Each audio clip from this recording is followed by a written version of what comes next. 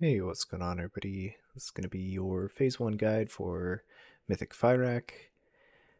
Try to go somewhat quickly. It's a pretty easy phase, a lot of repetition. Big portion of P1 is uh, raid positioning management and dealing with some kind of baits correctly. So I'm going to go over the Mythic changes real quick. The main differences here is that you're going to have multiple frontals. So the tank frontal that happens, where the big beam comes out of the boss, there's actually going to be 3 additional uh, kind of shades of the boss that spawn, and they'll target the closest range to them. And that closest range can actually move the direction of those frontals and basically um, point them in any direction, essentially. So you're going to be trying to bait those and get them out of the raid. I'll talk about that when the slide comes up. There are some soaks in this phase as well. So again, shades are going to spawn and target 3 players. Those three players need to go into position, and the entire raid needs to soak those 3 different ones.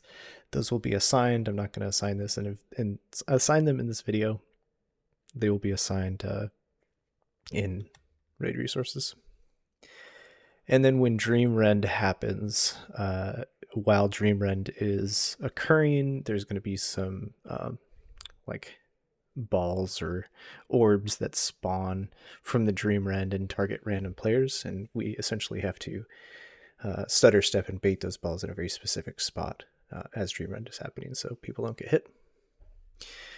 As far as the directional setup here on the platform, I'm always going to refer to the perspective of facing towards the seed. So top middle here is the seed. These are the roots on the front left and front right.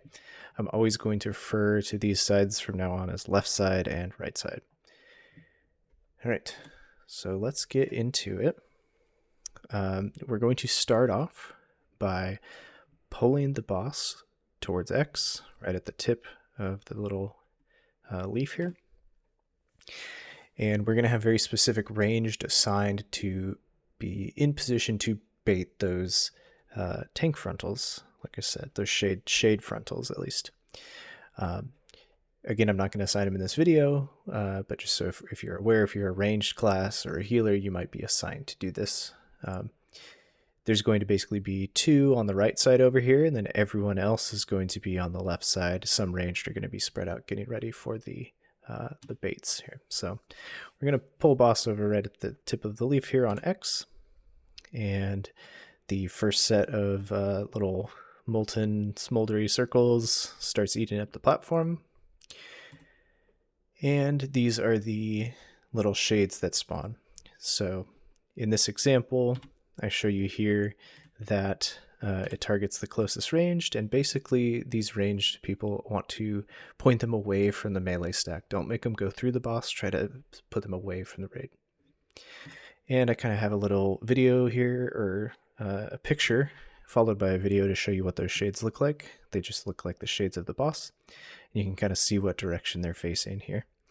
The next one's a little video that kind of shows you this is a hunter. This shade had just spawned, and you can actually see that the shade follows the hunter for a minute before the actual beam goes off.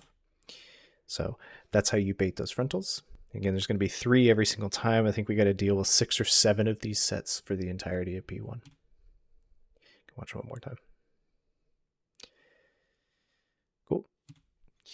All right, so we're going to bait those frontals, and then we're going to start getting into position for the first Firestorm set. So this is the non-soakable Firestorm set. It's just going to target 4 random players, and those players are going to go ahead and create a sort of checkbox, like a reverse check mark here. So the position of these, and for the rest of them in P1, is going to be super important because it's essentially setting up the raid to have space management for P1, right? Because if we do these wrong, the next set of smoldering circles are going to be pushed up farther than they need to be. So this is very specific. there's no weak aura that assigns this, but generally, like if you're a range class that was assigned to the right, you're going to be favoring these two, and etc. There's plenty of time to get in position to drop these, but essentially you have one in the back middle, one person to the right of that, another person to the left of that, and then one person to the left of that. And they drop their stuff, and we're going to continue running to our next position to lay even more circles on the ground. During this set, we're going to have another set of frontals, and then this is where the soaks come into play. So these, again, are the people who get the soaks. There's no weak aura that assigns these. We just have a left, a middle, and a right. And you're, again, going to use your eyeball to get in position. And the actual assignments for the soakers, that will be a weak aura. We will have a certain amount of people soaking the left, a certain amount of people soaking the middle, and a certain amount of people soaking the right. And you will always be assigned those assignments for P1. So those people are going to go in. Tanks, if you're healthy, you can actually soak in the Venn diagram and take 2 stacks of the debuff. It's totally fine. If you think you're going to die, you don't have to do that. You can soak any of them. The only caveat there is if, like, say 3 people from the right soak group all got these, then tanks, I mean, it's kind of on the fly in RNG, but try to favor one of the circles that had the least amount of soakers in it if they got accidentally targeted, right? So anyway, we drop our next 3 circles here, and we slightly reposition the boss, and we're going to get ready for this nice little set here that comes down. Melee have to be extra careful because after the soaks, this does come down very quickly, and it just kind of like blows up on top of you. We're going to get another set of frontals here that we have to bait away from the raid. And then we're going to get ready for our first Dream Rend. So this is where a DK tank, which we're going to have one, is going to pull the boss slightly in the fire, still allowing for melee to hit the boss's back, and get ready for Dream Rend. So Dream Rend is going to be cast. This is the big tear that does a lot of fall off AoE damage and sucks you in. Reason we have a DK doing this is 1 survivability and 2 death advance. So as soon as Dream Rend actually goes off, we're going to run towards the right side of this this inner route here, and get ready to bait the balls. So melee and the DK tank are going to follow the boss into position, and then these little balls are going to be targeting players at random. And so what we need to do here is there's a little weak aura that we're going to follow, and we basically stutter step across, straight across, right? So from root to root as these are coming up. And I didn't do this at the same time. You're obviously not going to get hit, but we're basically stutter stepping here. Stutter stepping, stutter stepping. And when the last cast goes off, I'm probably going to make an audible call saying like small step, small step, small step, and then big move, I'll say. And when I say big move, you're able to actually run and reposition because no more orbs are going to be coming out. And we got to get into this next position because our target drop points for the next set of mechanics is going to be in this little section here to complete that row. We're going to get some more frontal baits, and we're going to get ready for the next Firestorm set. This is the non-soakable set that targets 4 people. Again, we're just going to do a nice little line. You can kind of see the pattern that we're doing here. This is platform management, right? And after we do that, we're going to kind of reposition the boss in the center of the room, get ready for more frontals, and then the second set of Shade Soaks. This set is going to go just like this. So there's left, middle, and right, and the left person is going to basically be the anchor of the group here, that you're right in the middle of the platform, tucking into the little point there. And everyone's going to do their soaks. And apparently I did that twice. Okay, so we're going to do our soaks. Right after the soaks, we have another set of baits. And then we get the next automatic row that comes out from the boss. And at this point, we're in the last kind of part of P1. We do have to deal with one more Dream Rend, and then I think another set of soaks as this is going on. So again, this is Dream Rend number 2. The DK tank is going to pull the boss over to the gate that's going to be in the fire here. It should be put down before the pull. And again, the reason why we're pulling it out so far here is to make it to where we have enough room to bait these Dream Rend balls as we go. And we're going to do the exact same thing we did, but on the opposite side, going the opposite direction.